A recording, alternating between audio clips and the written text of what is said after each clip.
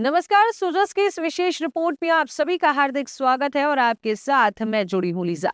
आज इस खास रिपोर्ट में हम बात करेंगे राजस्थान के जोधपुर में बनने जा रहे एयरपोर्ट के बारे में, जिससे प्रदेश में तेजी से विकास होगा। मुख्यमंत्री श्री भजनलाल शर्मा के प्रयासों से प्रदेश विकास की गति की नई ऊंचाइयों को छू रहा है। मुख्यमंत्री श्री भजनलाल शर्मा के नेतृत्व में राज्य सरकार प्रदेश में विकास के नए प्रतिमान स्थापित कर रही है। भजनलाल सरकार में राजस्थान का हवाई नेटवर्क और मजबूत हो रहा है, जिससे राज्य विकास और गति की नई ऊंचाइयों को छुएगा। देखिए एक रिपोर्ट। जोधपुर एयरपोर्ट के विस्तार का सपना पिछले 3 दशकों से देखा जा रहा था, लेकिन मुख्यमंत्री श्री भजनलाल शर्मा के प्रयास से वर्ष 2014 के बाद ही ये साकार होने लगा। नगर निगम से जमीन का हस्तांतरण और रक्षा मंत्रालय से स्वीकृति मिलने के बाद जोधपुर में एयरपोर्ट अब जाकर यह बहुप्रतीक्षित सपना साकार होने जा रहा है।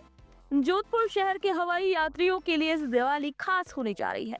केंद्रीय पर्यटन और संस्कृति मंत्री श्री गजेंद्र सिंह शेखावत ने शुक्रवार को जोधपुर में निर्माणाधीन नए एयरपोर्ट टर्मिनल भवन का निरीक्षण किया। केंद्रीय पर्यटन श्री गजेंद्र सिंह शेखावत ने कहा कि दिवाली के अवसर पर इस अत्याधुनिक टर्मिनल को यात्रियों के लिए खोल दिया जाएगा।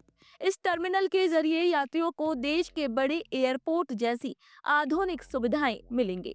केंद्रीय पर्यटन मंत्री श्री गजेंद्र सिंह शेखावत ने बताया कि इस नए टर्मिनल भवन का निर्माण इस तरीके से किया गया है कि भविष्य में आवश्यकता पड़ने पर इसे महज 1 माह में घरेलू से अंतर्राष्ट्रीय टर्मिनल में अपग्रेड किया जा सकता है। पुराने टर्मिनल की तुलना में नया भवन काफी बड़ा और सुविधाजनक बनाया गया है। पुराना टर्मिनल जहां मात्र 3900 वर्ग मीटर क्षेत्रफल में सीमित था, वहीं नया टर्मिनल भवन 24,000 वर्ग मीटर क्षेत्र में फैला हुआ है, जिसे अगले 20 साल की जरूरतों को ध्यान में रखकर डिजाइन किया गया है। हवाई अड्डे का निर्माण अब लगभग पूरा होने की दिशा में आगे बढ़ रहा है। मुझे अत्यंत प्रसन्नता है कि जोधपुर का ये हवाई अड्डा, जिसकी लगभग लागत 480 करोड़ रुपए, इसका ये जो पहले फेज का निर्माण हो रहा है, इसके साथ साथ में हमने इसमें मल्टी लेवल पार्किंग, जो अभी नॉर्थ इंडिया में केवल मुंबई और दिल्ली 2 ही जगह पर है, उसके बाद में तीसरी मल्टी लेवल पार्किंग की जो है एनविसाज किया है।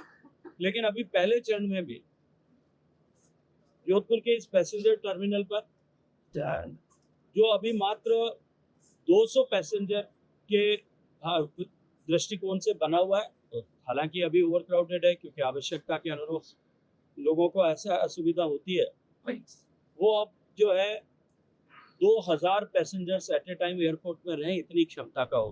जोधपुर में बन रहा नया टर्मिनल भवन ऐतिहासिक पत्थरों से तैयार किया गया है, जिससे इसे एक आकर्षक हेरिटेज लुक दिया गया है। यात्रियों के लिए आधुनिक सुविधाओं के तहत यहाँ 6 एरो ब्रिज लगाए गए हैं, जिससे यात्री सीधे एयरपोर्ट बिल्डिंग से विमान में प्रवेश कर सकेंगे। इसके अलावा 40 check in counter, 16 self check in मशीनें, 3 कन्वेयर बेल्ट और 300 कारों के लिए मल्टी लेवल पार्किंग सुविधा भी विकसित की गई है। साथ ही बड़े बोइंग और एयरबस जैसे विमानों के उतरने के लिए रनवे और टैक्सीवे का भी निर्माण पूरा हो चुका है। केंद्रीय पर्यटन मंत्री श्री गजेंद्र सिंह शेखावत ने बताया कि भारत में अगले 3 वर्षों में एविएशन इंडस्ट्री में जबरदस्त विस्तार होने वाला है। 1000 नए एयरक्राफ्ट देश में आने वाले हैं और देश भर में एयरपोर्ट की संख्या 1400 से अधिक हो जाएगी। इस संभावना को ध्यान में रखते हुए जोधपुर के नए टर्मिनल में अंतर्राष्ट्रीय मानकों के अनुरूप सभी व्यवस्थाएं भी पहले से कर दी गई हैं। कस्टमर क्लियरेंस और अन्य आवश्यक प्रावधान पूरे किए गए, ताकि जरूरत पड़ने पर इसे मात्र 1 माह के भीतर अंतर्राष्ट्रीय टर्मिनल में तब्दील किया जा सके। केंद्रीय पर्यटन मंत्री श्री गजेंद्र सिंह शेखावत ने कहा कि इस निर्माण कार्य पर कुल 480 करोड़ रुपए खर्च किए गए हैं और स्थानीयता को ध्यान में रखते हुए टर्मिनल के डिजाइन को विशेष रूप से जोधपुर के सांस्कृतिक स्वरूप के अनुरूप तैयार किया गया है। उम्मीद जताई जा रही है कि नया टर्मिनल भवन जोधपुर के पर्यटन और व्यापार क्षेत्र को भी एक नई उड़ान देगा। मुख्यमंत्री श्री भजनलाल शर्मा की इस पहल से प्रदेश की दशा दिशा बदल सकेगी। 5000 करोड़ रुपए की भारी भरकम लागत और 21 नेशनल हाईवे प्रोजेक्ट को रफ्तार मिलना वास्तविक रूप से राज्य की स्थिति को बदलेगा। इससे न सिर्फ कनेक्टिविटी बेहतर होगी, बल्कि संभावनाओं के अपार द्वार भी खुलेंगे।